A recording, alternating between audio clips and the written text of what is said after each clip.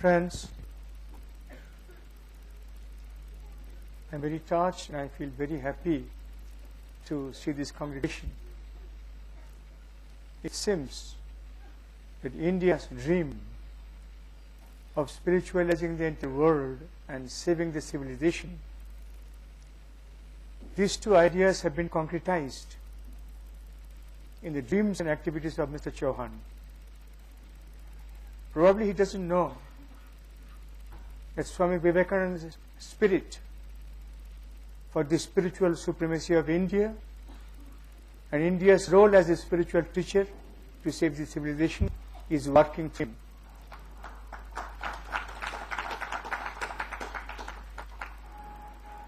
There is a beautiful line in the Old Testament, and there the prophet says, I gave my people a vision, they did not take it and they perish. Swami Vivekananda gave us a vision that India's spiritual culture will be totally supported by modern scientific discoveries in the days to come. And this spiritual culture will bring a new life in the so-called deaths of the sensate civilization. This is the vision. Some persons wanted to work on it, and they did work. Sri Aurobindo did. Some portion of it was done by Tagore. Some portion of it was done by Dr. Radhakrishnan. Some portion was done by Dr. APJ Abdul Kalam. Some idea was concretized by Dr. Kiran Bedi. But in such a colossal scale and very systematic scale, to give the best thoughts of India to the world outside, so far as I have seen, is the government of India, first of all, where in many international conferences I have to lead, but Mr. Chauhan's dream not only works, but it proliferates to the entire nation. I will not be surprised to see an Amity in the days to come in Harvard or in Stanford. It's quite possible, because they will need us. The subject that you have chosen, or Mr. Chauhan has chosen, is positive psychology.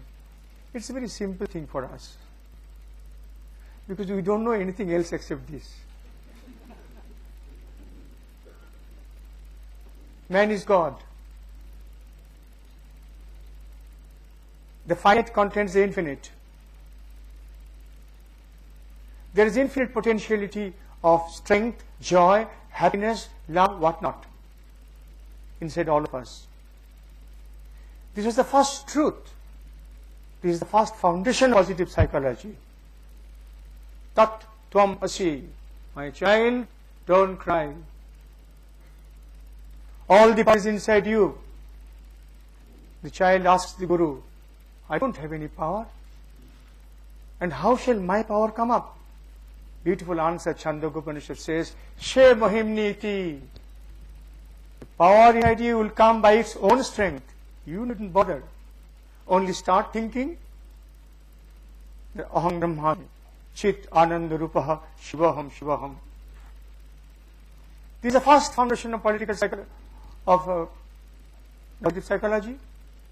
And this foundation, that I am infinite, that the finite contains the infinite, was also echoed in Sufi Islam very powerfully. And Sufi saints say, Anal Haq.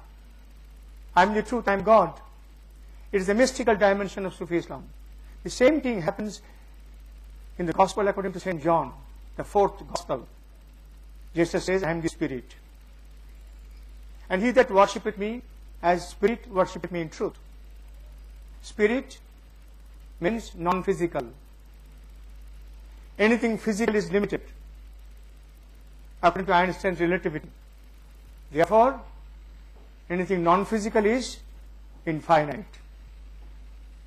I am spirit means there is infinity hidden inside my body and mind. Until 1955, this was the Gospel of Vedanta and the Upanishads. After 1955, this has become the gospel of modern physics. At least 11 Nobel Prize winning physics were given to confirm this truth. The finite contains infinity. If the universe that you see from our rooftop, it came from a very, very minuscule black hole. How minuscule? 10 to the power minus 13 centimeter. This is the latest finding of astrophysics. You can't go against it. The finite contains the infinite.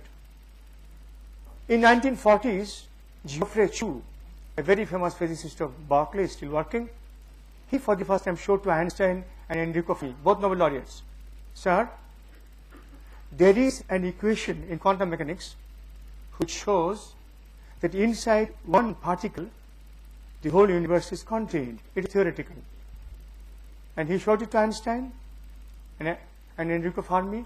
They did not accept it, because their thoughts were basically pervaded by the so-called Western negative thoughts.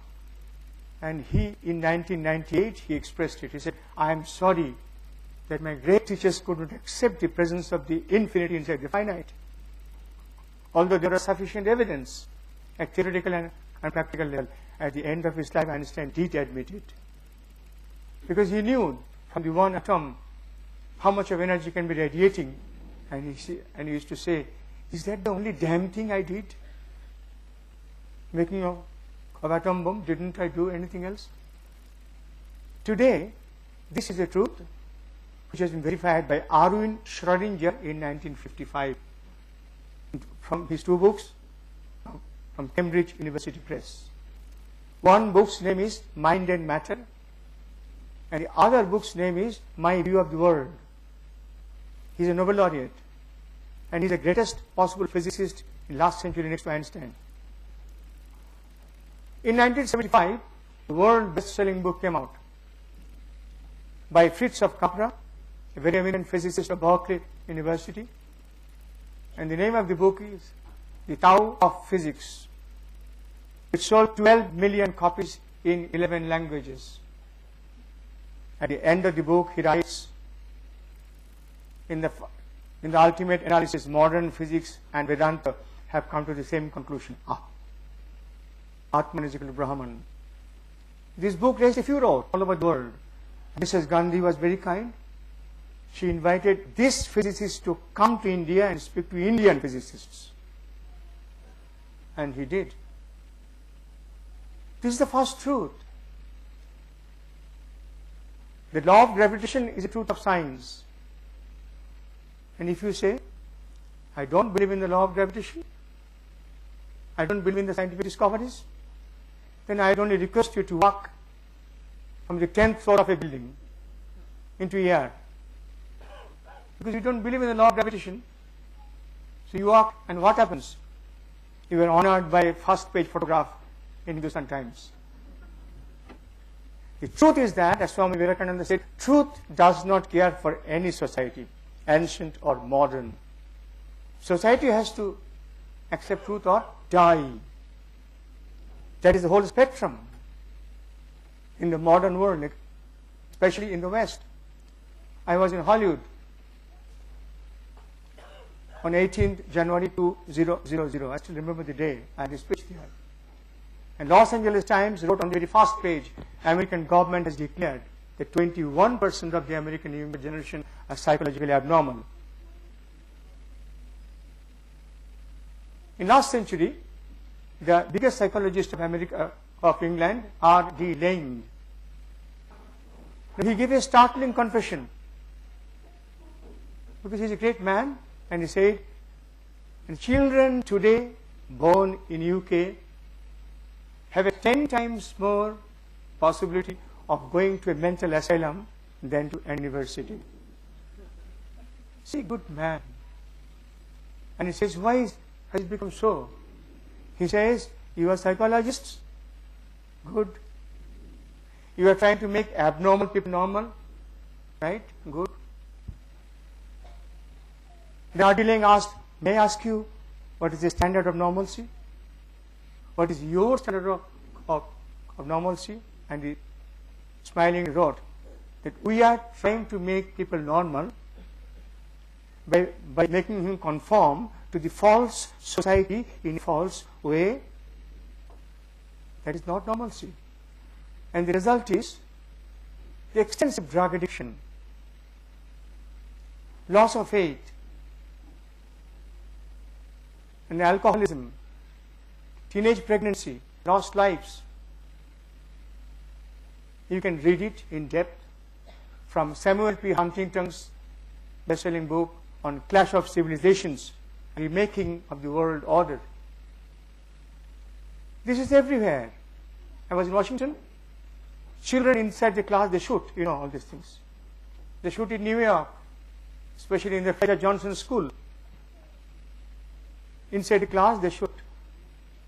Shoot friends. It's a joy. Why? The answer is that civilization has taken a wrong line. What is the wrong line? First, we have taken a wrong view of man. That's India stands supreme. Man is not a born sinner. Man is not an economic animal, as Alvin Toffler said. And when man becomes an economic animal, he follows the philosophy of economic reductionism. I am studying, I will get a job, I will get a lot of money, and what is the end? I will be reduced to an economic animal. And for such a person, the only way to enjoy life is to enjoy, sensual enjoyments. And what happens? Then comes a paradox. It is called hedonistic paradox. The more you run after happiness, the more the happiness recedes away. It is hedonistic paradox. And when does happiness come? Happiness comes, as Upanishad says, Nityo anityanam chetanas chetananam eko bahunam je vidadhati kaman tam atmastham ye anuprashyanti dhiraha sthesam sukham shashvatam na itaresham.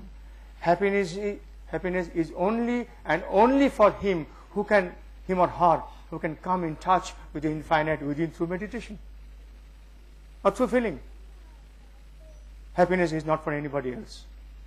Chandogya Upanishad says very nicely, he says, you want happiness? You come out of your house, stand on the road, under the open sky.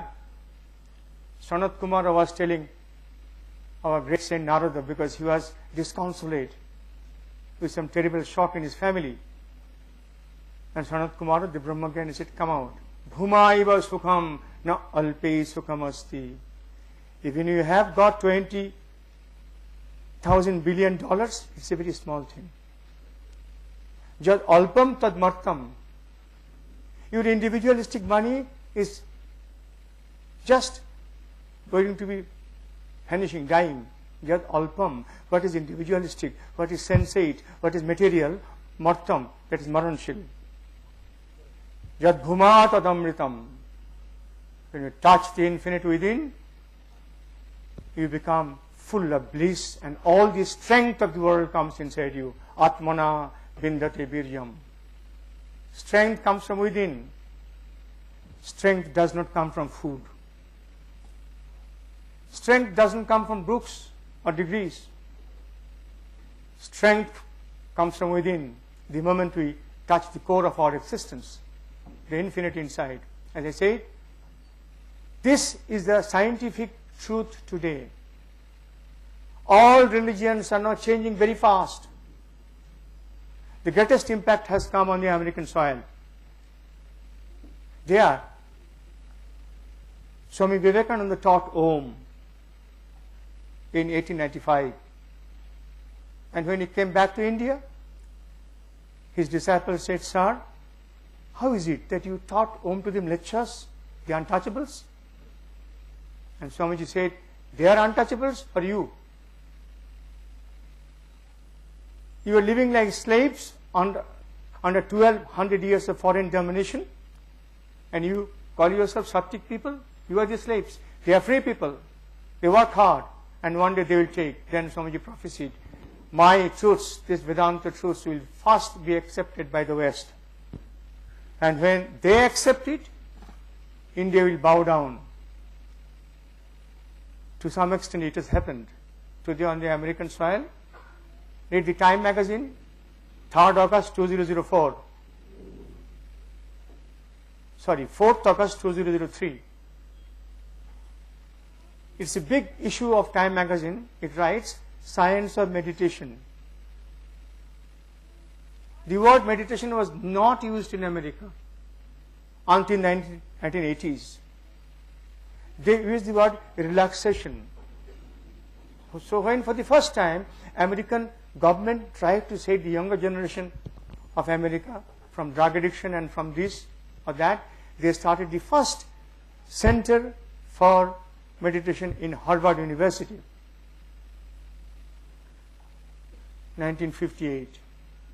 It was started by Dr. Herbert Benson, and the meditation was taught by our Swamiji, Swami Sarvakatanandaji of Boston.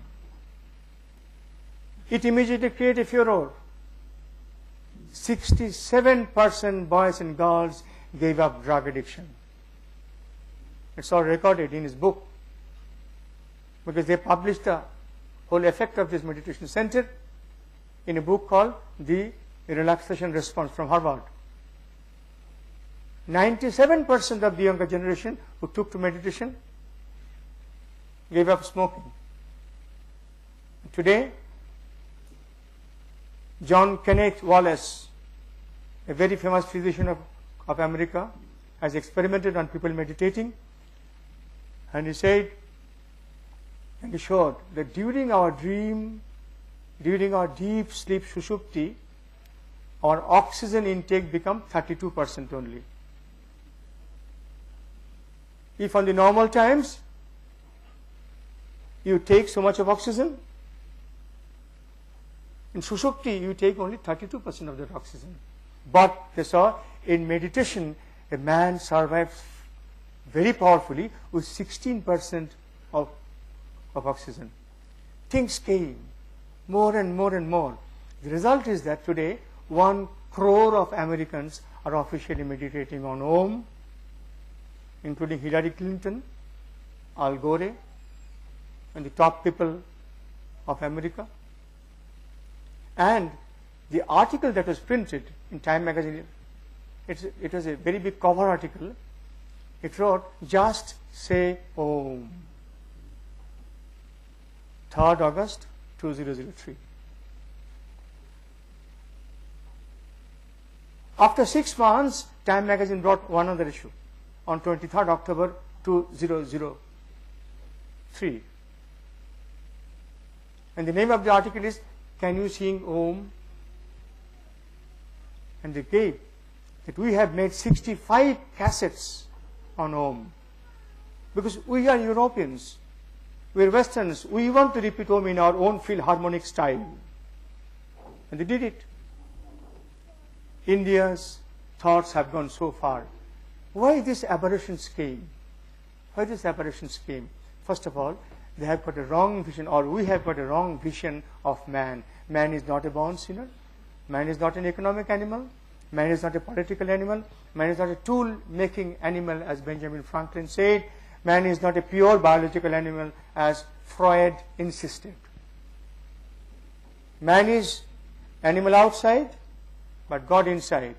And there is infinity interiorized. In latest physics, they have developed a word from the experimental physics. They call it interiorization of God. Mr. Chauhan was telling, General K.G. Singh was telling, believe in God, God is with you, God is with you, don't give up your beliefs, don't give up your faith. This is the language of bhakti. Arjun, Name Bhakta Pranashyati. Arjun, he has surrendered his life, he has given the last drop of his blood for me, will never suffer. Arjun, Name Bhakta Pranashyati. This is the language of bhakti. And the language of knowledge is Chidanandarupa Shivaham Shivaham. God is interiorized. I become happy when God inside me gets awakened. That is called spiritual culture, when the spirit inside the body gets awakened, not before that. Second thing, this civilization mistook is a civilization is only amassing of Mercedes-Benz, Daihatsu, Nissan, or Chrysler. No. Swamiji told in the Harvard University his famous definition. He said, civilization is a manifestation of divinity in man. And in London, Swamiji said, that society is the greatest which produced the largest number of Buddhas and Christs. That's India. That is a wrong view of civilization. Civilization is a manifestation of divinity. Third great blunder, which we have already done, but we are now changing it, especially the West. They did not know that there is a right brain inside the human body. It is in 1945 that the Italian scientist Daniele Gazzaniga, he for the first time showed human beings have got two distinctly separate halves. And if you stop the right half, if you ask the left half man, Mr. Paul, what are you going to be? The answers they have got is that, oh, I shall get money, my family, my children, my name, my fame, my car. And they stopped the left brain mechanically, and the question was asked, Mr. Paul, what are you going to do? And the answer came, the world is big, I will love people, I will give my life to for the whole world. This right brain, it is called in. It is a Christ brain, it is a Buddha brain, it is the infinite man's brain. The left brain is meant for all the worldly knowledge, science, technology, management, commerce, physics, chemistry, everything. Swamiji told them long before that you may become intellectually or technically very, very efficient, but when it comes to resisting temptations, fear, suicide, you are helpless. You are spiritual babies, although you are intellectual giants. The time has come to save yourself by the development of the right brain. That's why Harvard started the meditation center. And that's why Americans are meditating today, or the whole world, in the whole world. There is the craze for meditation, and American Time writes, there is a meditation virus. People have understood that this will give me new life. If you go to Chicago, if you go to JFK, in big airports of America, there is a meditation center. On the contrary, if you drive in America at a distance of 20 kilometers, there is a small broken room on the roadside where you are allowed to smoke only there under the supervision of the gunmen. Look at the great impact that meditation home and Swami Vivekananda has brought on the American soil. We couldn't do it. They have done it. And there are 11,000 meditation centers only on the American soil. I moved in many of them. Now, this right brain awakening they did not know. And our Upanishads, early Upanishads, the Mundaka Upanishad said, if you have to make your life successful, de vidde viditabbe, paracho aparacho. If you want to make you successful, you must have two knowledges. First, the left brain knowledge of all the worldly knowledge, science, technology, and whatnot. Second, the right brain knowledge, awakening of infinite man. There is that infinity. And Swamiji said, you won't believe me today. But tomorrow when the science will burst upon you with the vehemence of all the discoveries of physics, you will have to accept it. On these new assumptions, psychology has changed enormously. Psychology that we study today, in fact, it has been superseded long before, some 40 years ago. For the first time, Abraham Maslow, the greatest psychologist of America, for the first time declared the end of psychology is self-actualization. He's a very intelligent man. He took the India's word self-realization and called it self-actualization. You must come in touch with the infinite within the self within. Chit, Anand, Rupah, Shivaham, Shivaham. That is the end of psychology. Then came R.D. Laing. He said, the end of psychology is inner transformation. Through peak experiences, it is their language. Peak experiences mean highest samadhi, the deepest meditation when you can touch the infinity inside. And Jacob Needleman, the famous psychologist of American last century, said, the end of psychology is to bring inner illumination. That's all. But they could not show the steps. They're good people. They gave the truth. And Abraham Maslow came forward and he said, beautifully, and he said, the old thoughts of clinical psychology also is now over. And he said, Freud gave us the sick half of our life, and we must now give the healthy half of our life. Man's divinity, not that man is a simple toy in the hand of libido. The new psychology has made a tremendous impact on the American soil. Now, next the question comes, how shall I come in touch with the infinite within? Swami, you were telling so much, infinite within, infinite within. It is very nice to listen to. How shall I do it? Can you teach me a line? Yes.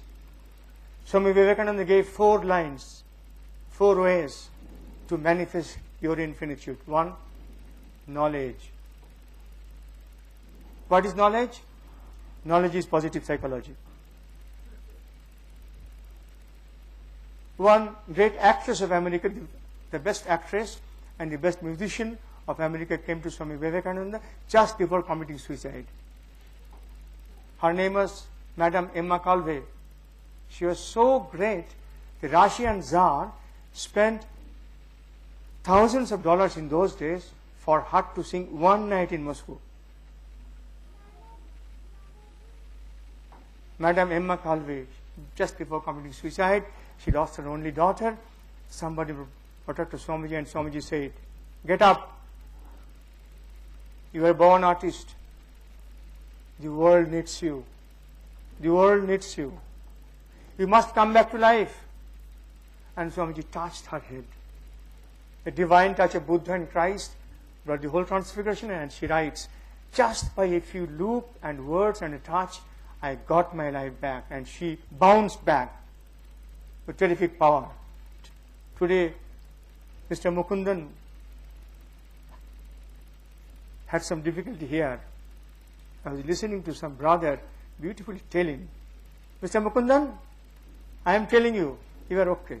You get up, you are okay. Nothing is going to happen to you. I was listening to the word. This is the word of positive psychology, because whatever you utter becomes true. Indians developed a word called padartha. Pada means word, and artha means meaning. If you tell a stupid boy, you are brilliant, you are brilliant, you are brilliant, he becomes brilliant. And if you tell a brilliant boy, you are stupid, on the 11th time he starts sinking. This is the power of words and power of knowledge. Words recreate and transfigure the man. Christ went to the dead body of Lazarus in Bethlehem. When Lazarus died, and his sister said, Lord, Lord, my brother is dead. Give him new life. Christ straight went and said, Lazarus, rise forth. And Lazarus came back to life.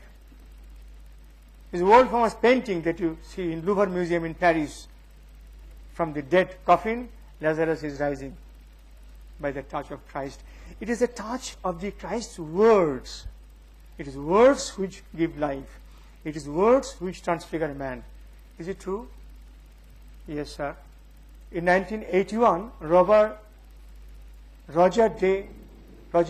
Sperry got Nobel Prize in medicine for showing that thought recreates the man. Read his books. And he said, if I give you a thought, a very powerful thought, within 1/50th of a second, that is the latest discovery of quantum healing by Deepak Chopra and so many others, the moment I tell you a very, very positive word, you start dancing. Why? Because with the touch of the word, some small chemicals known as neurotransmitters are born inside the brain. Neurotransmitters. If I tell you very positive sentences, you develop neurotransmitters of very positive, energizing thoughts. If I tell you very negative sentences, devastating words, within 1/50th of a second, the brain creates this negative neurotransmitters, and they are born inside the brain. Since they are born inside the brain, these chemicals, with the power of thought, it is called enkephalins. They are born inside the cephalus. If a guru tells a student, you must, no, he does. Einstein failed in his school life in mathematics. So the teacher said, Einstein, and they wrote in his progress report, this boy is rather weak in mathematics. So he went back to his grandmother, and said, Granny, this is what they have written. And Granny said, don't listen to those fools. He will become a great mathematician. And Einstein became one of the greatest mathematicians of all times. Words, only words from the Granny. This is the path of knowledge. The knowledge, tell. Every day tell yourself, Chidananda Rupa Shivaham Shivaham.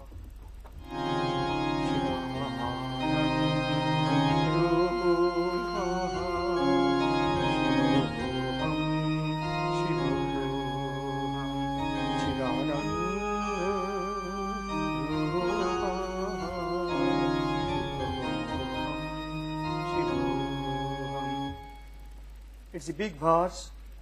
It is known as Shankara's Nirvana Shatakam. If you recite it number of times, at once you will feel it.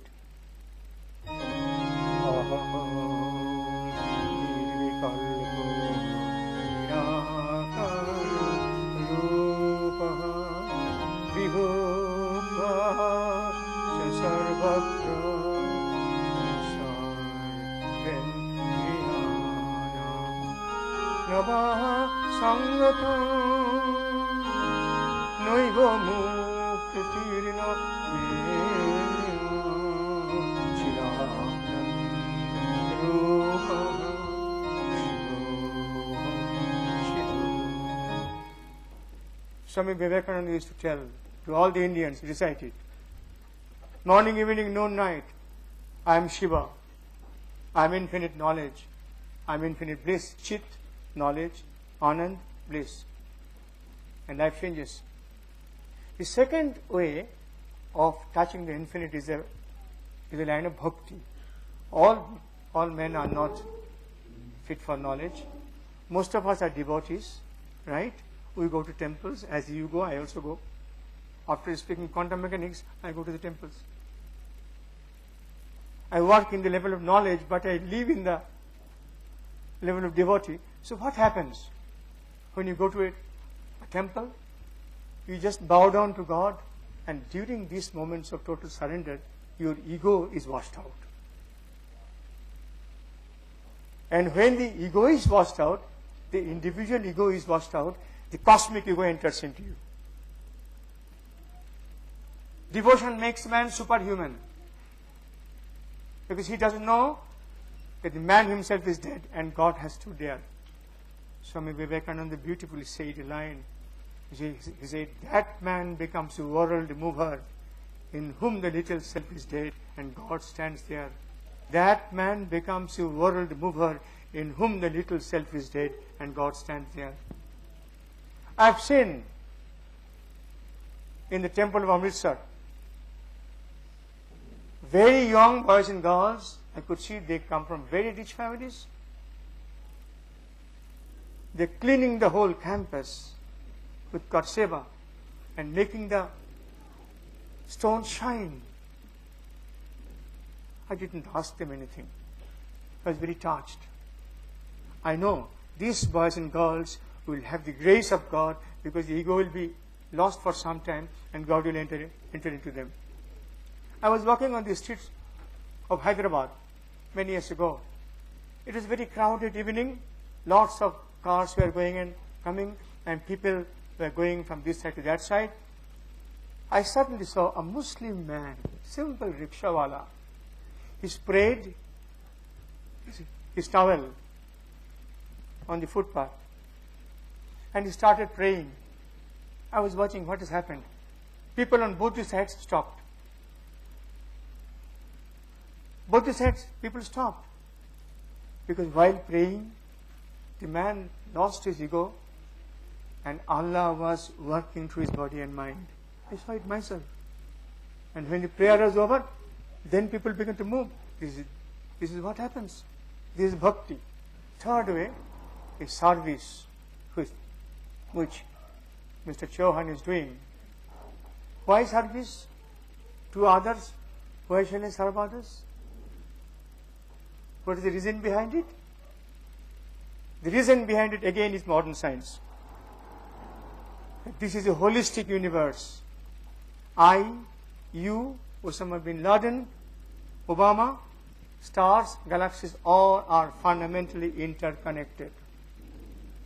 Science wanted to establish a dualistic world. You are separate from me, I am separate from you, Russia is separate from America, and so on and so on. In 1986, in Paris, Alain Aspect, Gerard Dalibard, David Bohm, and Clauser and Friedman, they experimentally showed that two particles at infinite space-like distance are simultaneously connected. It is a holistic universe. It is one universe. If you see the one universe, how do you live? The only law of a holistic universe is love. The mother gave birth to a child, right? Only 3 days ago. If you ask the mother, can you carry a 3 kg bag? She said, no, I cannot carry it. I'm very weak. At the same time, she is carrying a 3 kg bag, her child. Because 3 days ago, she and the child were one. And even after birth, the oneness remains. Macbeth invited his King Duncan in his house. And after food, Macbeth murdered him. And after Macbeth murdered, Shakespeare came to his lips. And Macbeth said, Macbeth hath murdered sleep, therefore Macbeth shall sleep no more. If I have killed you, if I have cheated you, if I have given you trouble, they will come back to me with 10 times intensity.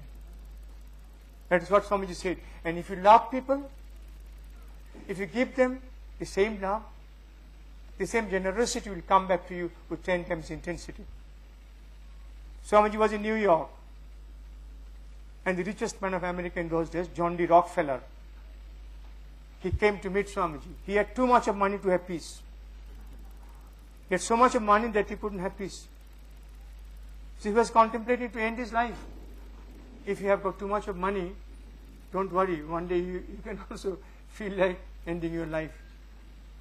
He came, saw Swamiji, and Swamiji said, state card, your name is this, your family name is this, you have earned such and such money in such and such year. I'll tell you, this money is not yours. Beautiful sentence. This money is not yours. God has given you the money, and you are just a custodian of this money, so that through you, this money can be channeled to the welfare of millions of people all over the world. If you want peace, take the line. On the 7th day, Rockefeller came, brought the first check to the Rockefeller Foundation. You know the Rockefeller Foundation. With that Rockefeller Foundation money, Dr. Norman Borlaug made 15 years of research in the arid deserts of Mexico and developed the wheat, the disease-resistant and the drought-resistant wheat, which is called Sonora 64. In that year, it was a sure prophecy that 1/3 of the world population will die because there is no food. This discovery saved the whole world from a sure food famine. It was discovered in 1965. In 1969, he got Nobel Prize for Peace. He came to India to speak to the agro-scientists of India, and the same evening he came to our Ramakrishna Math. And I am very, very fortunate. I am very fortunate to embrace our Nobel laureate for the first time. He just looked like a saint. He's a South American Christian. I embraced him and said, "Do you know who is behind your discovery?" He said, "Rockefeller." I said, "Do you know who inspired Rockefeller?" He said, "No." I showed him the book. He read it. He kept the book aside and then embraced me. I was so touched. One prophet's one sentence. If you want to have fulfilled life, live for others. That's what Swamiji said to the Maharaja Mysore. This life is short and the vanities of the world are transient. This life is short and the vanities of the world are transient. They only live who live for others. The rest are more dead than alive. This is the path of service, and Swamiji gave the new gospel for the new civilization. In London, he said, 1896, and he said, "A new philosophy is coming in the world, wait, and it is a philosophy of immanent God, God manifested inside human beings." And he put it into action in India, Shiva Jnana Jiva Seva. Serve the beggars with humility, as if you are serving Shiva himself. Don't show pride, because you are fortunate to give him some money and wash his feet. As Swamiji told his disciples, just like the medieval monks worship the feet of the beggars and give them flowers. Worship the feet of the beggars. And Swamiji said, Indians, we are man worshippers, we are God worshippers. That's why in Ramakrishna Mission, we don't teach. We have got the best schools in India. We don't teach. We worship our students with knowledge. Knowledge is inside them. Knowledge is inside them. We just excite the infinite man inside by positive words, by positive psychology, by positive thinking. And in Ramakrishna Mission hospitals, the monks don't treat the patients. Our doctors, MS, MDs, they worship the patients with medicine and with positive words. You will be cured, sir. You will be cured, sir.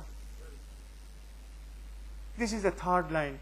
And last line, with which I will end, is the line of meditation, which gives you instant feeling of the divinity inside.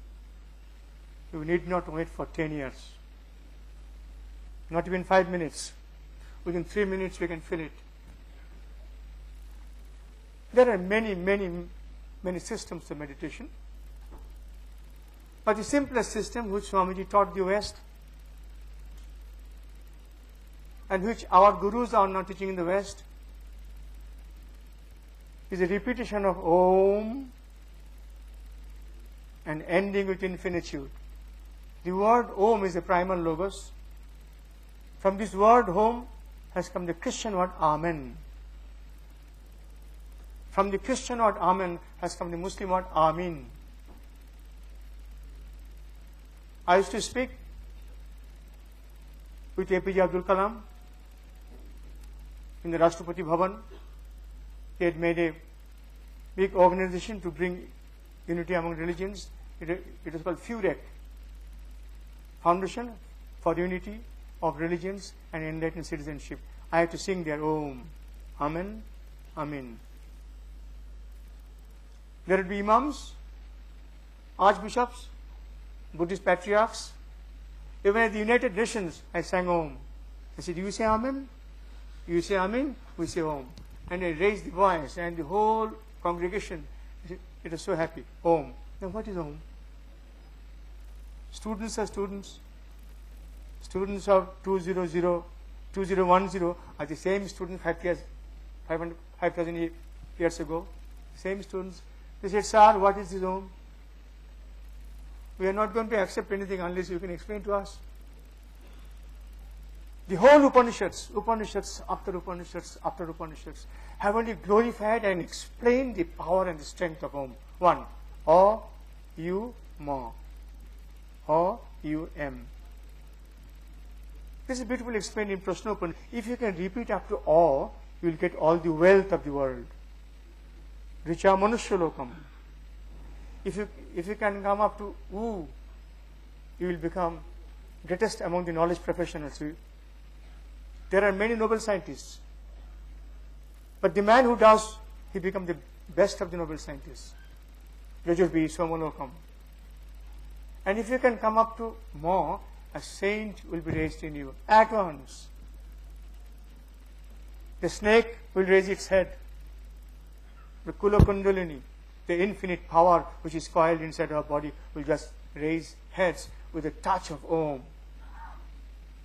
Etat hi aksharang brahma, etat hi aksharang param, etat hi aksharang gyatva, jo jat ichhasi tasyatat. Kathopanishad says, this is the supreme mantra. You can take lot of mantras. In fact, Hindu mantras are very long, very, very long. But all the mantra is concentrated in the word Om. And after repeating Om, whatever you want will come at your feet. Jo jat ichhasi tasya tat. Whatever you want will be forced to come at your feet. But the Guru goes on. The king will die. The noble laureate will die. The saint will die. Or Uma. But beyond death is infinity. There is no death. It is everlasting life. Jesus used to tell, my words are spirit. And Jesus said, it is spirit that quickeneth. The flesh profiteth nothing. It is the spirit. It is the infinite within you which inspires you to become an Everest climber. The flesh profiteth nothing. So the moment you repeat Om, you come to silence. Or U, Ma, silence. And how long to practice it? 1 minute? 2 minutes? Maximum? If you want 3 minutes, you need not bother much. And today, because of this Om meditation, it is not my coinage. It is a coinage of the Western people who are practicing it. They want to raise the interiorized God. Om is the music of infinity. Swamiji gave Om to 4,000 people during his lifetime on the American soil. And today that 4,000 have become 1 crore officially. Om is the supreme symbol. And today, because of this, Danish Holy wrote a book in 1999, Danish Holy. The name of the book is The Miracle of Change. The Miracle of Change. And he showed, it is a best-selling book. He showed how Americans have got a big revolution by turning to meditation. And he writes, we call this decade our God's decade, the last decade of the 20th century. We call it God's decade. And people are turning upwards and looking inwards for touching the infinite inside. America is in a spiritual revolution. Swamiji told it long, long before. It is India's job. It is India's job to bring this spiritual flood in the world. We didn't believe. We did not believe. We could not believe. And Swamiji told the Bengalis in Calcutta, he said, you will have to do it tomorrow or day after to bring a flood of spiritual culture for saving the world civilization. Mr. Chauhan, knowingly or unknowingly, is doing this job. And thoughts will move faster. Thought is the greatest force. Swamiji taught us there are 5 forces in the universe: electricity, magnetism, gravity, weak force, and strong force. Vedanta taught there is a still higher force, and that is called thought force. Thought is the force which moves continents. When the book Uncle Tom's Cabin was written by Miss Stowe, a short-statured Negro, she was brought to Abraham Lincoln. And Abraham Lincoln said, "You are that small woman who brought the big revolution." How beautiful sentence. Thought is the greatest force. Thought is more stronger than gravitation, electricity, magnetism, strong force and weak force. And Swamiji said, Indians knew how to throw the power of thought.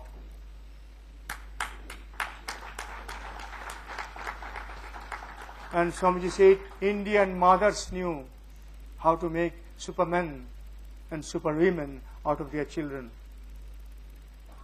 Swamiji said, the moment we inspire our left brain and our right brain, both combined, people become supermen and superwomen. What happens, I shall end, what happens after meditation? What is the direct gain? Number one, I'll do it with you for 5 minutes or so. If you do it, the stress will be gone at once. Why? When you have stress, your body secretes the plasma cortisol hormone. After 2 or 3 minutes of meditation, for 3-4 hours, the body does not secrete the plasma cortisol hormone. Daniel Goleman, Dalai Lama, David Rickardson, Howard Benson, all of them experimentally showed it. You don't have any stress. Stress is gone. Secondly, if you can meditate for a few minutes, your brain power will become 4 times more. You did not know it. It is called neuroplasticity. See in the net today, in internet, the extensive researches on neuroplasticity. If I teach my boys and girls to meditate for a few minutes and the right brain is awakened, their brain power, their intellectual and physical power all gets energized at least 4 times. And America's great filmmaker, Allegra Fuller Cinder, she was with us in 1986 conference in Delhi, 24 years ago. She is a great filmmaker, and she said, it is only recently that we have come to know that we have got a right brain. And if the right brain is awakened, the man becomes Superman and Superwoman. And she regrets. Why was it that it was not taught to us? Why was it that we did not teach our children to become Supermen and Superwomen? The answer is that Swami Vivekananda taught you. He didn't care for this. And those who cared, they thrived. In 1988, a big American historian wrote a book. The historian's name is Mrs. Eleanor Stark. And the name of the book is The Gift Unopened. God gave a gift to America, whose name is Swami Vivekananda, but America didn't open it. It's a big book, and he wrote beautifully. He wrote, Columbus discovered the soil of America, but Vivekananda discovered our soul. And he writes, giving all the instances, if America survives today, in spite of all the social disorders, in spite of all the resistances of a breaking society, because it is a society of broke down bicameral mind. Julian Jaynes wrote the book that we have broken the brains of our children by not exciting the right brain. The name of the book is Breakdown of the Bicameral Mind, Julian Jaynes. His whole civilization broken down because of this. Today, India has come up. And the third thing which meditation will give is that your physical energy level will go up 4 to 5 times. Your body will radiate gamma rays. Gamma rays are radiated from the bodies of the Olympic runners. You were not an Olympic runner. A 75-year-old monk is not an Olympic runner, but from the body of the 75-year-old monk they found the radiation of the gamma rays. We have seen it in our own life. Our great Swamijis in our Belur Math or the other centers, silent, calm, at least 85-year-old, walking, and all the monks in the order, they just dissipate. They just walk. They stand aside. He's walking with all quietness. I used to wonder, what is the power of this man? Why is it that 200 monks are stepping aside? He's not looking at anyone. He's not talking to anyone.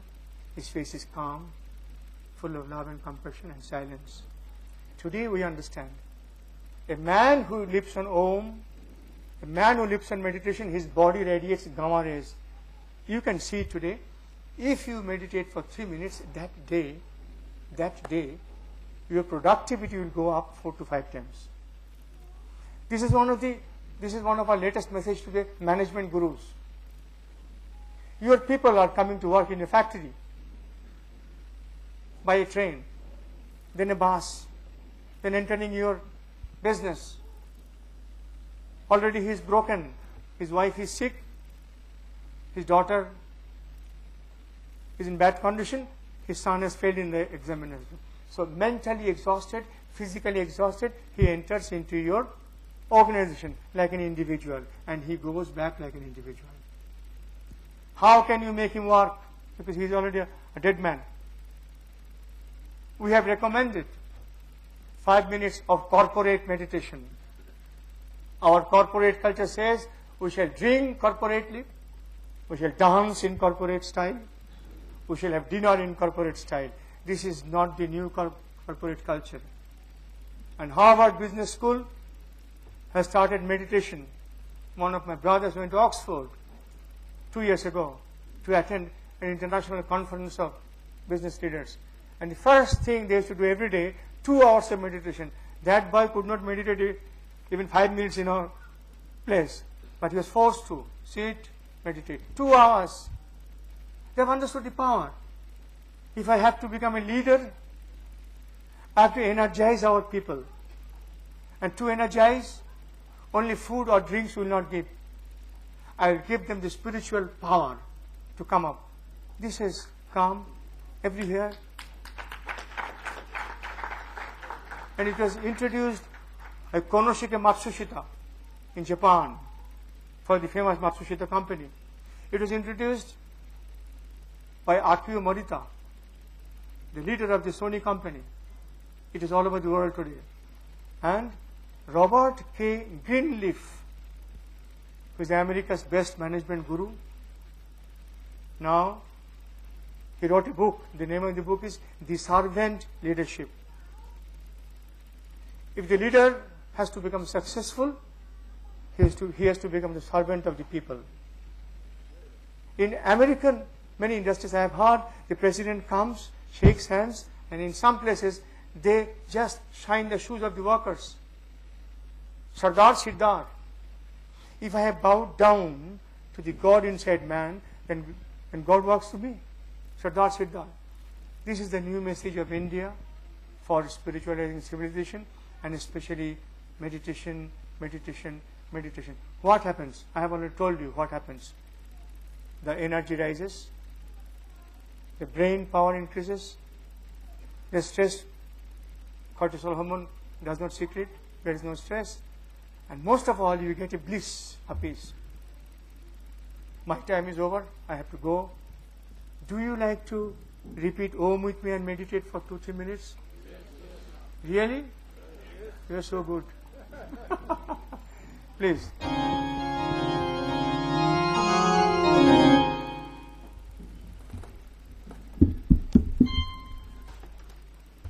Now I will repeat Om. This I do, of course, in almost all the places, because we have simple wandering monks.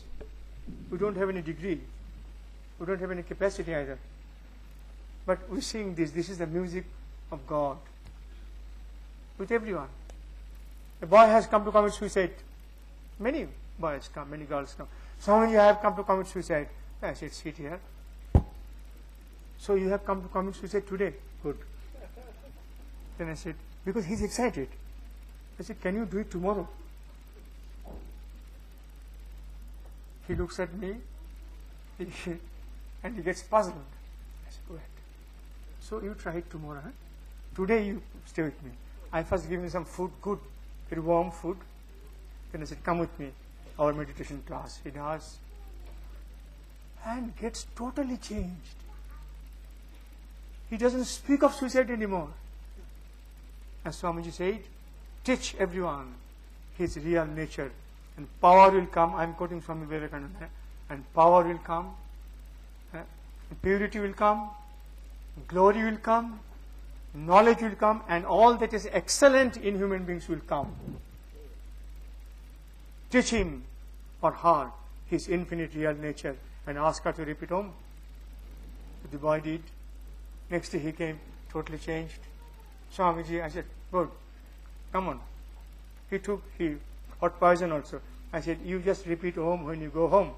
He was in Porbandar. After 4 months I went to Porbandar. The boy came in running, very nice figure. What happened? I am that boy. You are that boy, Jaisuk. He was emaciated to the bones. Then he became very hefty and beautiful. Swamiji, I have got a job of 8,000. My family is now okay. I gave him 200 rupees not to commit suicide tomorrow. Because I have to save him. He came back after 4 years and he said, Swamiji, please take this 200 rupees. I said, you fool, you dare to give it back to me? I looked at you as my son and I gave my best. Very silent. After 8 years he came to me. He brought a wife and a beautiful son. He said, Swamiji, I am now getting a salary of 11,000 rupees. My wife gets 8,000 rupees. I am very happy. Please bless this child of mine so that he doesn't come to commit suicide. I end.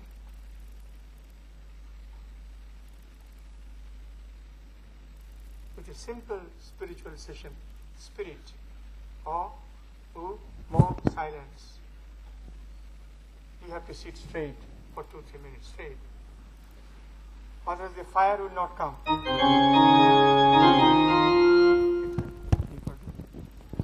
Sound ज़्यादा करो.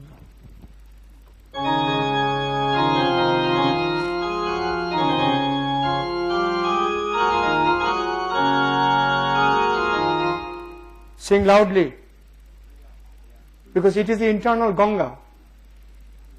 It immediately cleanses you. The old man is dead. For some time, your old self will be dead. And a new self will be born. So repeat very powerfully. Hari Om, Hari Om, Hari Om. Sing with me. Hari Om, Hari Om, Hari Om, Hari Om. Why the word Hari? It is not a Hindu word. Hari means this Om is taking away my suffering. He who takes away my suffering is Hari. So Indians developed the word. Om takes away your suffering. So respect it as a taker of your suffering. Hari Om. Hari Om. Hari Om. Hari Om. Hari Om. Hari Om. Hari Om.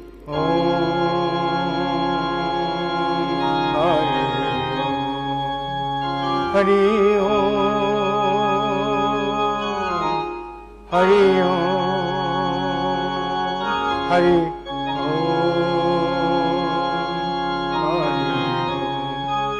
Hari Om, Hari Om, Hari Om, Hari Om.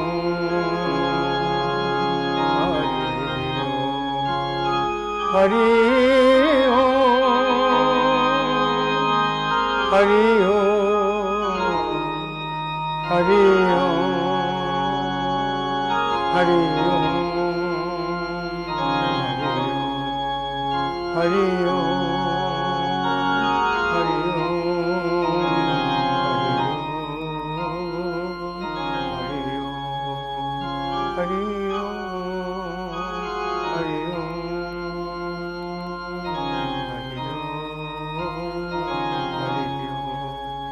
Hari Om, Hari Om, Hari Om.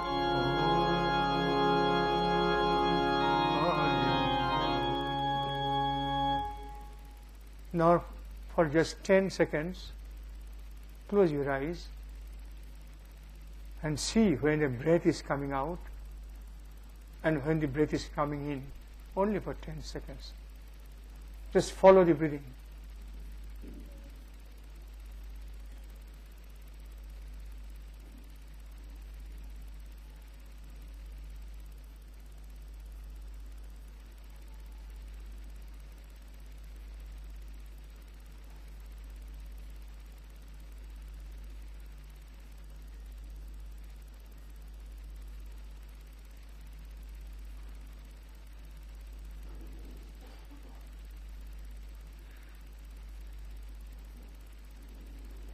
Slowly fill inside and outside with the cosmic light. Light is God. Jyotisham Jyotirekam. In Quran chapter 24, Allah says, I am the light of lights. In Bible, Jesus says, I am the light of the world. In Gita, it says, Jyotisham apitat jyoti. It is the light of all the lights in the universe, and that is inside us. Imagine, force your imagination and fill yourself with light inside and outside. A very luminescent, beautiful light, the cosmic light. That's enough.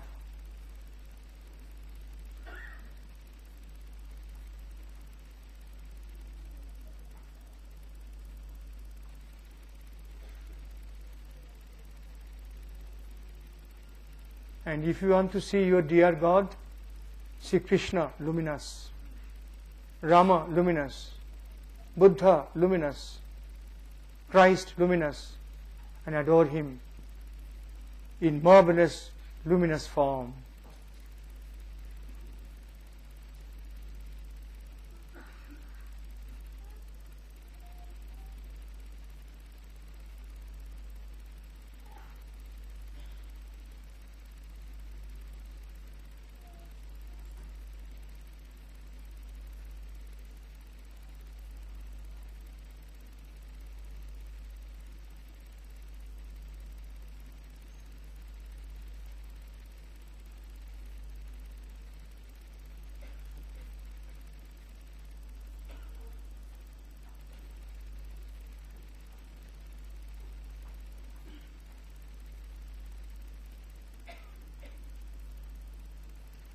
Slowly,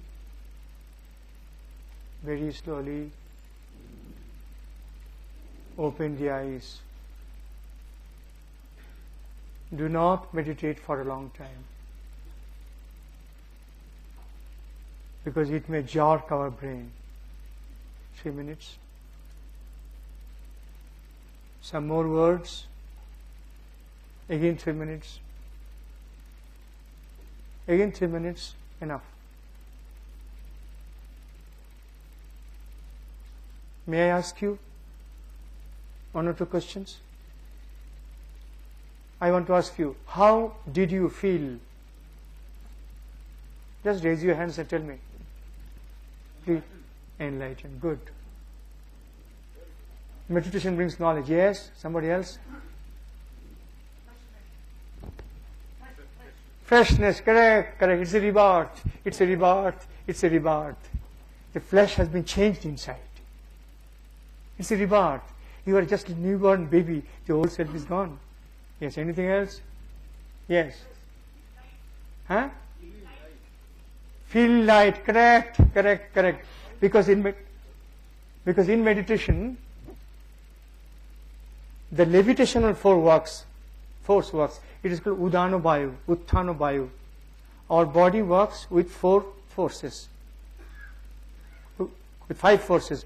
One is Pranovayu, another is Apanovayu, which clears the body, Vyanovayu, which expands the body, and Samanovayu, which keeps the body in balance. But in meditation, we have got the Udanovayu, which takes you up in the anti-gravitational style. So you get automatic levitation, light after this meditation. Yes, anybody else?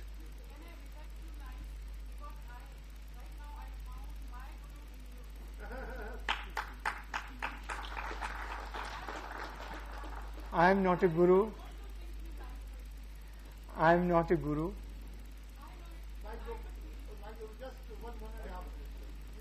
Please, please, please.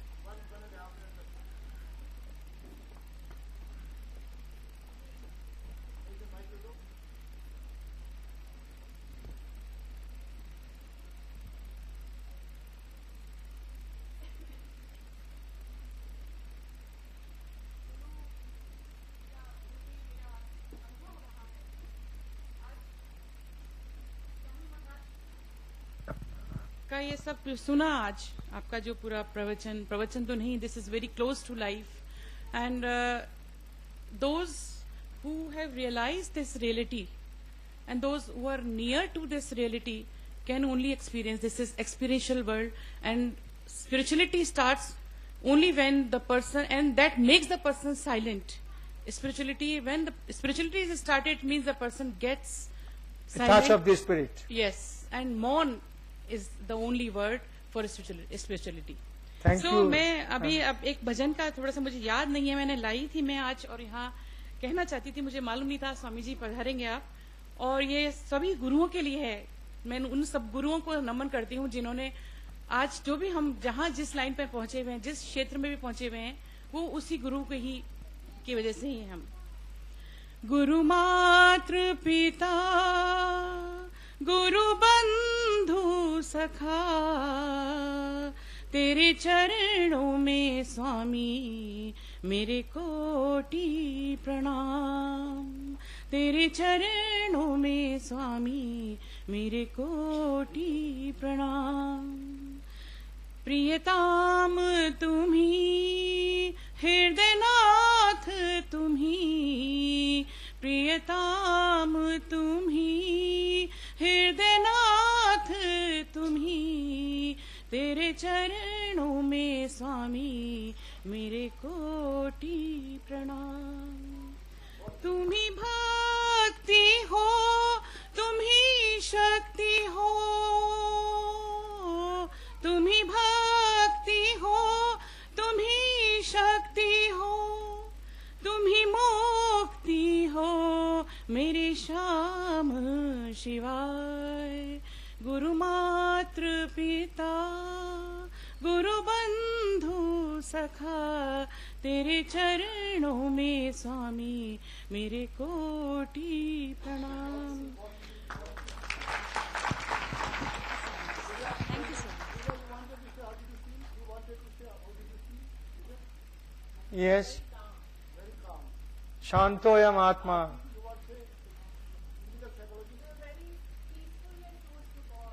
Good.